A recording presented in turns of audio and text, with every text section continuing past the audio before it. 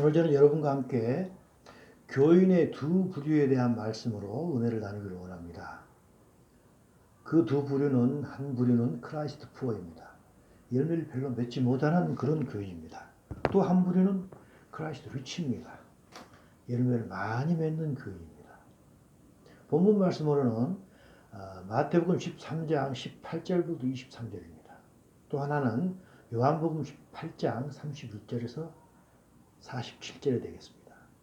지난주는 저는 세 가지에 대해서 말씀을 나누었습니다. 첫째는 교인은 교인이지만 넌 크리스찬인 교인입니다. 두 번째는 교회는 교회지만 가라지가 뿌려져 가지고 타락하고 변질된 그런 교회였습니다. 그리고 세 번째로는 땅에 숨겨진 정말 보석 같은 교회에 대해서 말씀을 나눴습니다. 오늘은 교인의 두 부류에 대해서 말씀을 나누기를 원합니다. 첫째입니다. 첫째 부류는 열매 맺지 못하는 그런 부류입니다. 크라이스트 푸어죠. 전주 이야기했던 넌 크리스찬들은 교회에 출석해서 복음을 듣기는 듣지만 깨닫지 못한 자들입니다. 하지만 크라이스트 푸어, 이 자들은 비록 열매는 많이 맺지는 못하지만 예수님을 그리스도로 믿고 복음을 깨닫는 자들입니다. 예수님을 믿고 깨닫기 때문에 예수님을 믿음으로 말미암아 그런 영이 살아난 자들입니다. 사도 바울은 이렇게 이야기하죠. 에베소 2장 5절입니다. 허물로 죽은 우리를 그리스도와 함께 살리셨고 너희는 은혜로 구원을 받게 됐습니다. 무슨 말인가요? 우리는 예수님을 믿기 전에 우리의 영이 죽었던 것입니다. 하지만 예수 그리스도를 믿음으로 우리의 영이 살아난 것입니다. 우리는 하나님의 온전한 은혜로 우리의 영이 구원을 받은 것입니다. 다시 말해서 우리의 영이 거듭나고 중생이 된 것입니다. 영안이 띄인 것입니다. 영안이 띄었기 때문에 우리에게는 어떤 일이 벌어진가요? 바로 요한복음 3장 3절 이야기입니다. 우리는 거듭나서 우리 영이 거듭난 것입니다. 하나님의 나라가 보이는 것입니다. 이렇게 크라이스트 푸어는 비록 크라이스트 푸어지만 하나님 나라가 보이고 하나님이 보이는 그런 자들입니다. 이렇게 그들에게는 하나님 나라가 보이지만 그들은 아직도 이 세상을 너무 사랑하는 자들입니다. 그래서 마태복음 13장 22절에서 이 말씀을 하셨죠. 그들은 가시떨기에 뿌려진 씨앗이라는 것입니다. 그들은 아직도 하나님 나라가 보이지만 세상을 너무 사랑해서 세상의 염려와 재물의 유혹에 말씀이 막혀서 결실하지 못한다는 것입니다. 그들은 이 세상 나라에 대한 실체를 잘 모르고 있습니다. 예수님께서 말씀하셨지만 이 세상 나라에 대한 실체를 정확하게 피부로 깨닫지 못하고 있습니다. 또한 마찬가지로 하나님께서 하나님 나라에 대해서 계속해서 말씀하셨지만 그들은 하나님 나라에 대해서 정확하게 인식이 없는 자들입니다. 다시 말해서 그들은 하나님께서 알려주신 온전한 진리 안에 서지 못하는 자들입니다. 그것뿐 아닙니다. 또한 예수님께서 말씀하셨죠. 돌밭에 뿌려진 자가 있다는 것입니다. 마태복음 13장 20절 21절 말씀입니다. 돌밭에 뿌려졌다는 것은 말씀을 듣고 즉시 기쁨으로 받되 그 속에 뿌리가 없어서 잠시 견디다가 말씀으로 말미암아서 환난이나 박해가 일어날 때는 곧 넘어지는 자라고 했습니다. 무슨 말일까요? 그들 역시 하나님을 믿습니다. 믿어서 영이 살아난 자들입니다. 그래서 영이 띄인 자들입니다. 그래서 가시 엉겅퀴에 뿌려진 씨앗하고 똑같이 영이 살아났기 때문에 그들은 하나님 나라가 보이는 자들입니다. 그리고 하나님 아버지를 보는 자들입니다. 그래서 그들은 일시적으로 매우 기뻐합니다. 그래서 그들은 말씀을 듣고 즉시 기쁨을 받는 자입니다. 그래서 할렐루야 아멘합니다. 아, 하늘나라가 있군요. 우리가 몰랐던 하나님 아버지가 있군요 하면서 기뻐서 날뜁니다. 할렐루야 아멘합니다. 하지만 그들 역시 전자와 마찬가지로 진리에 대한 온전한 믿음이 없습니다. 그렇기 때문에 우리가 예수님을 믿으면 이 세상에서 당할 수밖에 없는 그런 환난이 있는데, 그런 고난이 있는데 당할 수밖에 없는 그런 고난을, 환난을 견디지 못하는 그런 자인 것입니다. 이들은, 이 크라이스트 푸어 환자들은 예수님을 믿기 때문에 성령님께서 그들 안에 내주하고 계십니다. 하지만 그들은 성령님에 대해서 전혀 센시티브하지 않습니다. 성령님께 전혀 순종하지 않습니다. 대신에 그 성령님을 눌러버리면서 살아가는 것입니다. 그래서 그들의 가치관과 성품은 아직도 그들이 보았던 하나님의 나라의 가치관과 성품은 아주 먼 것입니다. 그들은 예수님의 약속을 알면서도 이 땅의 것에서 더 많은 관심을 가집니다. 그래서 그들의 관심은 하나님 나라보다는 이 땅에 있는 빵에 대해서 관심이 훨씬 많은 것입니다. 물론 우리 그리스도인들이 이 세상을 살아가는 평범한 사람들입니다. 그래서 우리도 역시 이 세상을 살아가기 때문에 빵을 무시하면서 살아갈 수 없는 그런 존재입니다. 하지만 밸런스가 중요한 것입니다. 하나님의 말씀과 빵을 50대 50으로 할 것인지 또는 어느 쪽으로 무게추를 기울여야 할까요? 크라이스트 푸어들은 그 무게추가 이 땅의 빵에 더 가까이 가고 있습니다. 하지만 우리들은 어떻게 해야 할까요? 그리스도인들은 정말 우리가 그리스도인이라면 어떤 무게추를 어느 쪽으로 더 기울여야 될까요? 그에 대한 답변을 하나님께서는 신명기 8장 3절을 통해서 우리에게 이미 주셨습니다. 신명기 8장 3절입니다.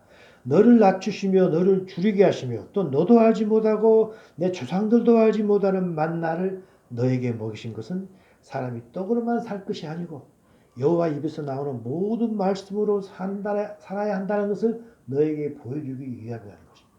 무슨 말씀일까요? 이것은 출애굽 세대에게 하신 말씀입니다. 출애굽 세대들이 광야들을 걸어다녔습니다.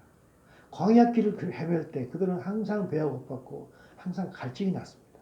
하지만 그들이 갈증이 날 때마다 하나님께서는 반석 위에서 물이 나게 하셨고 그들이 배고파할 때마다 하나님께서는 만나를 주셨습니다. 이 만나나 반석에 났던 그 물은 어느 누구도 할 수 없는 것이었습니다. 오직 하나님만이 가능했던 그런 방법으로 그들을 먹이고 살리셨던 것입니다. 하나님께서 온 우주의 주인이시기 때문에 가능했던 것입니다.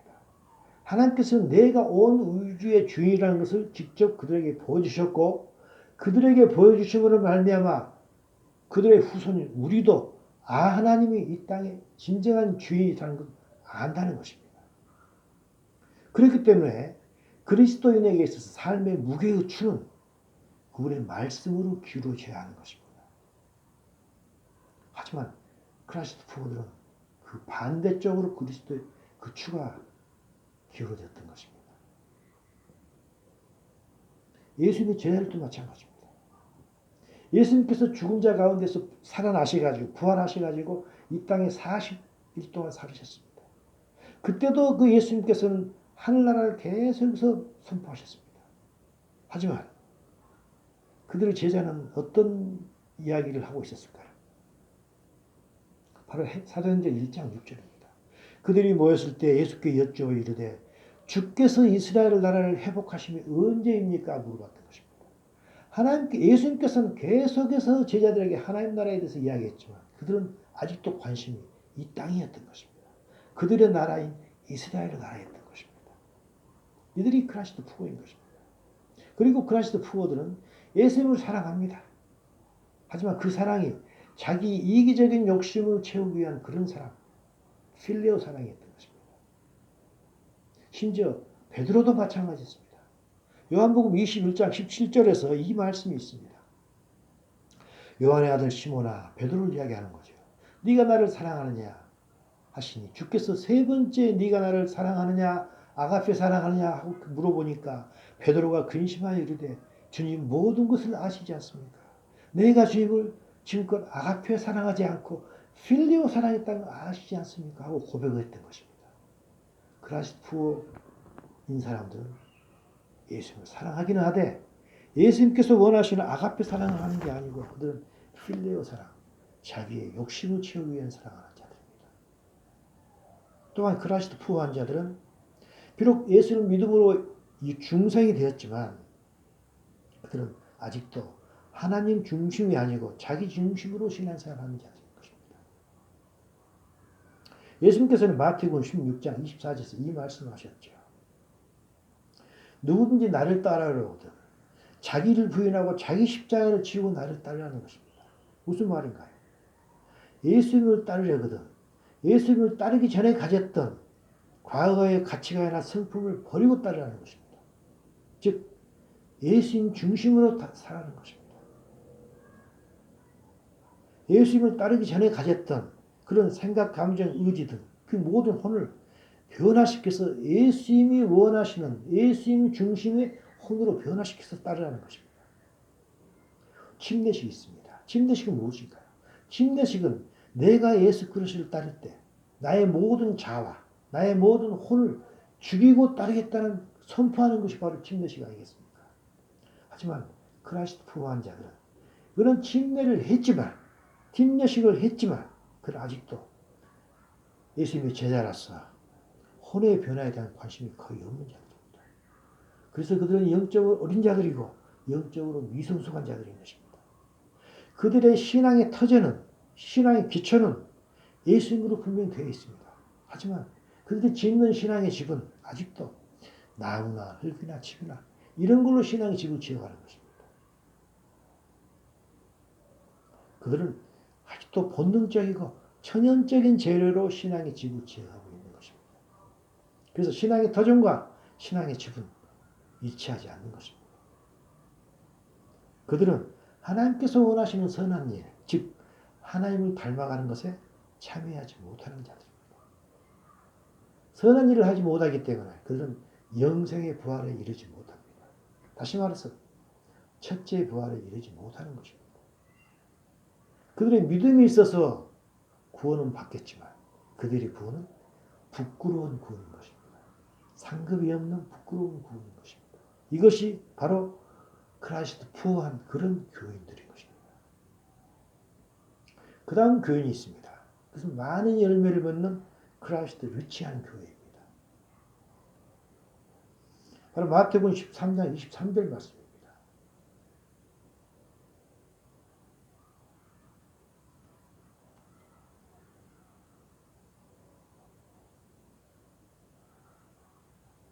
좋은 땅에 부러졌다는 것은 말씀을 듣고 깨닫는 자니 어떤 것은 100배, 어떤 것은 60배, 어떤 것은 30배가 된다는 것입니다. 크라이스트 푸어는 예수님을 믿고 깨닫지만 열매 맺지 못하는 자들입니다. 하지만 크라이스트 리치한 사람들은 예수님의 말씀을 듣고 확신한 자들입니다. 어떻게 그들은 예수님의 말씀을 듣고 확신할 수 있었을까요? 예수님의 말씀을 딱 한 번 듣고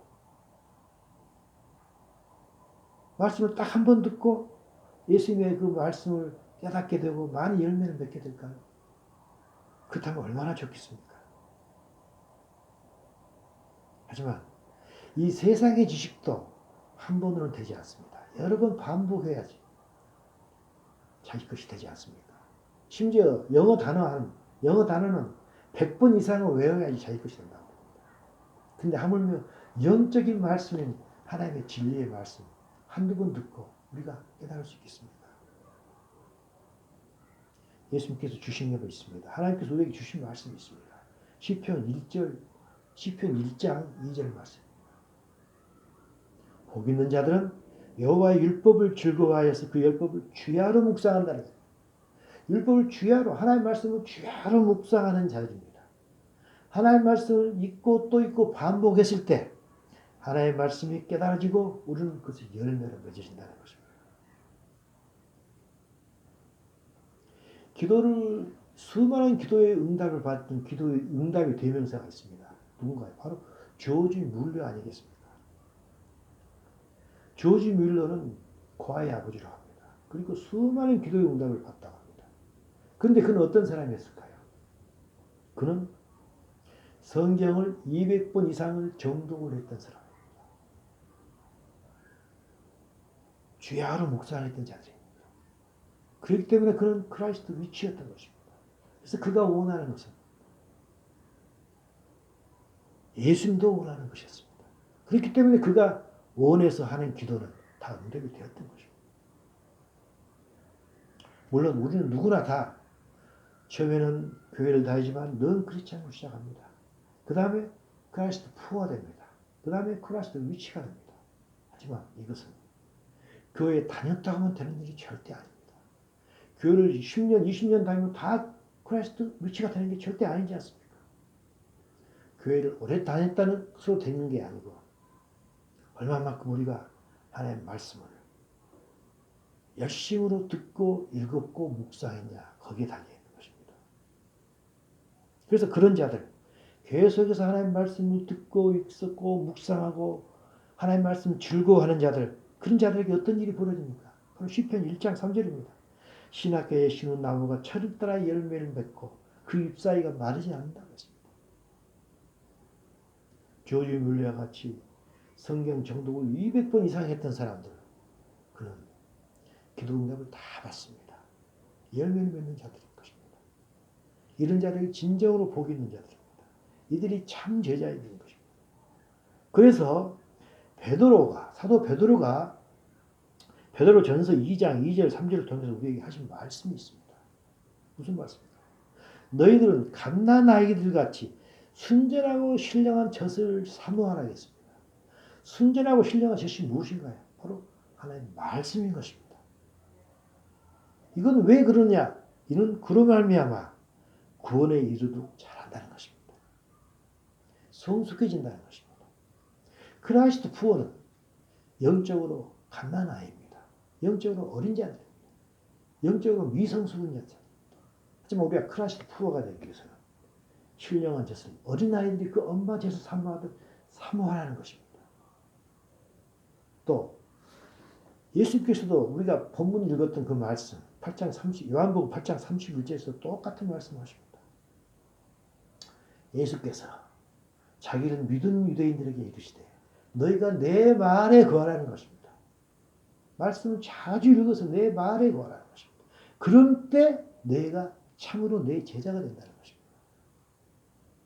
예수를 일단 믿은 후에는 하나님의 말씀을 자주 되풀이하여 듣고 배우는 자들인 것입니다. 이달이 크라이스트의 위치가 되는 것입니다. 예수님께서는 마태복음 11장 29절에서 유명한 말씀하셨죠. 수고하고 무거운 짐들 다 내게로 오라. 내가 너희를 쉬게 한다 하셨습니다. 그러면서 29절에 가서 이 말씀하셨습니다. 나는 마음이 온유하고 겸손하니 나의 멍에를 배우고 내게 배우라라고 했던 것입니다. 그리하면 너희의 마음이 쉼을 얻는다고 했습니다. 예수님께 그냥 오기만 해서 되지 않는다는 것입니다. 와서 말씀을 배우라는 것입니다. 배워서 크라이스트 리치가 되라는 것입니다. 그럴 때 우리의 마음이 쉼을 얻는다는 것입니다. 물론 사탄은 항상 이것을 방해합니다.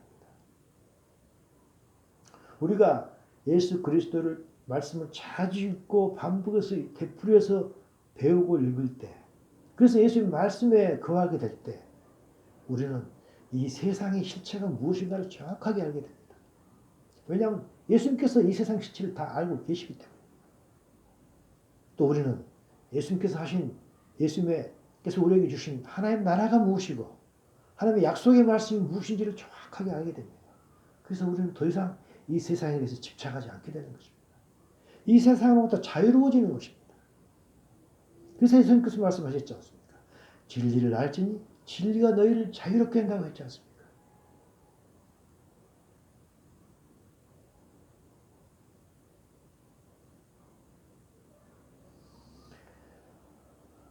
이 세상으로 자유로워지기 때문에 우리는 이 세상을 살면서 비록 힘들다 할지라도 조금 있으면 하나님 나라가 올 걸 알기 때문에 우리는 이 세상에서 좀 힘들다 할지라도 이 세상에 집착하지 않고 이 세상에서 평강을 잃지 않고 기쁘게 살아가는 것입니다.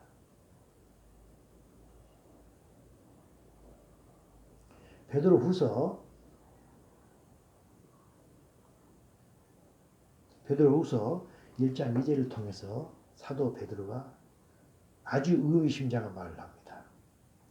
하나님과 우리 주 예수를 알므로 은혜와 평강이 너에게 더욱더 많을지라고 했습니다. 안다는 것입니다. 알기 위해서는 무엇을 해야 됩니까? 하나님의 말씀을 자주 되풀이해서 듣고 배워야 되지 않겠습니까? 그래서 사도 바울도 에베소 1장 17절을 통해서 우리에게 하신 말씀이 있습니다. 바울이 에베소 교회에 대해서 말씀 편지를 쓰면서 에베소 교인을 위해서 기도하는 내용이 나옵니다. 그게 에베소서 1장 17절입니다. 우리 주 예수 그리스도의 하나님 영광의 아버지께서 지혜와 계시의 영을 너희에게 주사 하나님을 알게 하시고라고 했습니다. 바로 에베소서 1장 17절입니다. 알아야 된다는 것입니다. 알 때 은혜의 평강에 도움이 됩니다. 그것뿐 아닙니다. 우리가 예수 그리스도를 알면 알수록 우리를 보내신 하나님 아버지를 알면 알수록 또 있는 이점이 있다는 것입니다. 베드로후서 1장 2절을 통해서 예수를 알므로 은혜와 평강이 우리에게 더 온다 했으면서 또 1장 3절을 통해서 하시는 말씀이 있습니다. 우리가 우리를 부르신 이를 알므로 말미암아서 우리에게 생명과 경건에 속한 모든 것이 우리에게 온다는 것입니다. 무슨 말인가요? 우리가 우리를 부르신 하나님 아버지를 알면 할수록 우리가 이 땅에 살아가면서 하나님의 생명으로 경건한 삶을 살아갈 수가 있다는 것입니다. 이때 우리가 하나님을 안다는 것은 피상적인 삶을, 피상적인 삶을 이야기하고 있지 않습니다. 성경을 통하여서 깊은 사기에서 안다는 것입니다. 우리가 하나님을 많이 알 만큼 그분의 말씀이 우리 안에 살아서 우리를 움직일 것입니다. 그래서 예수님께서 하신 말씀이 우리가 읽었던 말씀이죠. 요한복음 8장 31절 32절입니다. 제가 읽겠습니다. 그러므로 예수께서 자기를 믿은 유대인들에게 이르시되 너희가 내 말에 거하면 참으로 내 제자가 되고 그때 제자가 될 때 진리를 안다는 것입니다. 예수님 말씀 안에 거할 때 내 제자가 되고 그때 비로소 진리를 알게 되고 이 진리가 우리를 자유롭게 한다는 것입니다. 그래서 예수의 참된 제자란 무엇에 있어야 되겠습니까? 먼저는 일단은 예수를 믿어야 됩니다. 무엇을 믿어야 될까요? 예수님의 존재와 그분이 우리를 구원하심으로 우리가 예수님께서 우리에게 주인 되심을 믿어야 되죠. 그러니까 우리는 그분을 주인으로 삼고 우리는 우리의 종의 조서로 살아야 되겠죠. 그리고 또 하나 믿어야 될 게 있습니다. 그것은 무엇인가요? 예수님께서 우리에게 하신 약속을 믿어야 됩니다. 그 약속의 주된 내용이 무엇인가요?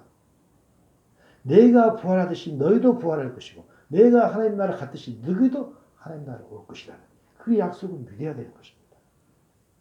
우리가 이 약속이 믿어진다면 이 약속에 맞는 자답게 살게 될 것이고 하나님 나라를 구체적으로 소망하면서 살아가게 될 것입니다. 그런데 이렇게 하나님 나라에 대한 구체적인 소망도 없고 예수님에 대한 구체적인 믿음도 없으면서 나는 예수님 믿어. 그러니까 나는 구원을 받았어. 그래서 나는 이 세상에서도 복을 받고 죽음을 참담할 때야 하고 고백하는 수가 있습니다. 이 고백은 맞는 고백이 아닐 것입니다. 스스로를 속이는 고백입니다. 우리의 믿음은 어떻게 돼야 됩니까? 우리의 믿음은 매우 구체적이고 성경적인 믿음이 돼야 된다고 생각합니다. 그렇지 않게 우리의 믿음이 불교적이고 추상적인 믿음이 된다면 그 믿음은 성경적인 믿음이 아닐 것입니다. 그래서 우리는 매우 구체적인 믿음을 가져야 됩니다. 예수님의 제자라 일단 예수님을 믿어야 됩니다. 믿고 나면 어떻게 됩니까? 예수님께서 말씀하신 대로 우리는 이 말씀에 거해야 되는 것입니다. 왜 그렇습니까? 예수님의 말씀을 알고 거기에 거할 때 비로소 예수님께서 알려주신 진리를 알게 되기 때문입니다. 그리고 우리가 이 진리를 알 때, 그럴 때 우리는 헛된 것으로부터 모두 자유로워집니다. 헛된 것을 더 이상 추구하지 않게 됩니다. 그리고 진리를 따르게 됩니다. 그래서 우리는 그때부터서 선한 일을 하게 됩니다. 그래서 우리는 이 세상으로부터 자유로워지고 죄에서부터 자유로워지기 위해서 예수님의 말씀은 진리를 알아야 되는 것입니다. 진리를 알기 위해서는 우리는 하나님의 말씀을 알아야 되고 읽어야 됩니다. 우리가 읽었던 요한복음 8장 31절 그 이하에서 예수님께서 그랬죠. 네가 진리를 알지니 진리가 너희를 자유롭게 한다 했습니다. 이 문맥에 있어서 진리는 무엇인가요? 이 문맥에 있어서 진리는 이 세상의 실체에 대한 진리를 예수님께서 말씀하고 계십니다. 그게 바로 요한복음 8장 44절 말씀입니다. 제가 읽겠습니다. 너희는 아비 마귀에게서 났다는 것입니다. 이 세상의 주인은 영적으로 이 세상의 주인은 마귀라는 것입니다. 그리고 우리는 아비의 욕심대로 지금껏 살아왔다는 것입니다. 그리고 또 말씀하고 있죠. 이 마귀는 항상 우리를 거짓으로 속였다는 것입니다. 하지만 계속 속에서 속임을 당하며 살아왔습니다. 하지만 우리는 이제는 이 진리를 알므로 우리는 비로소 이 세상으로부터 자유로울 수 있다는 것입니다. 우리가 전주에 했던 사마리 여인은 이 진리를 알고 싶어 했습니다. 이 진리를 알고자 하는 갈망으로 가득했던 그 여인이었습니다. 그래서 그녀는 드디어 예수님을 만났던 것이죠. 결론을 내도록 하겠습니다. 우리는 예수의 말씀에 의해서 이 세상의 왕이 사탄이었다는 그 진리를 알게 됐습니다. 사탄이 왕인 이 세상에서 가장 필요한 것은 무엇일까요? 하나님의 은혜가 필요합니다. 우리에게는 하나님의 은혜가 필요합니다. 또 하나님께서 우리에게 주신 평강이 필요한 것입니다. 이 세상은 평강이 없습니다. 왜? 사탄이 주인이 됩니다. 우리 다 알고 있지 않습니까? 그래서 우리에게는 하나님의 은혜가 필요하고 하나님께서 우리에게 주신 그 평강이 필요한 거예요. 또 하나가 있습니다. 그것은 무엇일까요? 그것은 우리가 하나님의 나라가 임할 때 그리 들어가는 것입니다. 이게 이 세상을 살아가는 우리에게 가장 필요한 두 가지인 것입니다. 이 두 가지가 우리에게 가장 필요한 것들입니다. 이 땅에서와 은혜와 평강이 가장 필요하고 예수님 오실 때 생명의 부활에 참여해서 첫째 부활에 참여해서 오라가는 게 그것이 가장 커다란 열매일 것입니다. 그렇다면 이 두 가지 열매는 어떻게 할 때 우리 것이 될까요? 그건 우리가 지금껏 이야기했던 것입니다. 하나님 아버지를 알 때인 것입니다. 그래서 사도 베드로는 베드로후서 1장 2절을 통해서 우리가 하나님과 우리 주 예수를 알므로 은혜와 평강이 너에게 더욱 많을 것이라고 했고 연이어서 1장 3절에서 그의 신기한 능력으로 생명과 경건에 관한 모든 것을 우리에게 주셨는데 이것은 우리를 부르신 이를 우리가 알므로 말미암아 했다는 것입니다. 우리는 하나님을 어떻게 알아갈 수가 있을까요? 그것은 말씀을 통한 하나님과의 교제에 의해서인 것입니다. 말씀을 통한 하나님과의 교제에 의해서인 것입니다. 마지막으로 한 구절 읽겠습니다. 누가복음 10장 41절에서 42절입니다. 주께서 대답하여 이르시되 마르다야 마르다야 네가 많은 일로 염려하고 근심하지만 몇 가지만 하든지 혹은 한 가지만이라도 족하다 했습니다. 그 한 가지는 무엇일까요? 바로 마리아가 했던 일입니다. 마리아는 무슨 일을 했습니까? 마르다는 예수님을 대접하기 위해서 여러 가지 분주했습니다. 하지만 마리아는 예수님과 계속해서 대화를 했던 것입니다. 한 가지만 했던 것, 마리아가 했던 것, 그것이 뭡니까? 바로 예수님과 말씀으로 교제하는 것입니다. 우리는 잘못하면 마르다처럼 세상의 많은 일로 염려하고 근심할 수가 있습니다. 하지만 예수님께서 말씀하셨습니다. 마리아처럼 한 가지만 해라겠습니다. 그게 족하다는 것입니다. 물론 우리 세상 살면서 근심을 안 할 수 없습니다. 하지만 가장 중요한 게 있다는 것입니다. 그것은 말씀으로 교제하는 것입니다. 우리가 예수님을 믿은 후에는 모두가 말씀에 거함으로 진리를 깨닫고 진리를 깨달음으로 이 세상에서 은혜와 평강을 누리고 또 하나님 나라를 소망하면서 그렇게 사는 참으로 복된 자가 되기를 간절히 소원합니다. 이것이 열매 맺는 참 제자의 삶이라고 저는 생각합니다. 우리 모두가 말씀을 알고 거기에서 거하는 참으로 복된 자가 되기를 간절히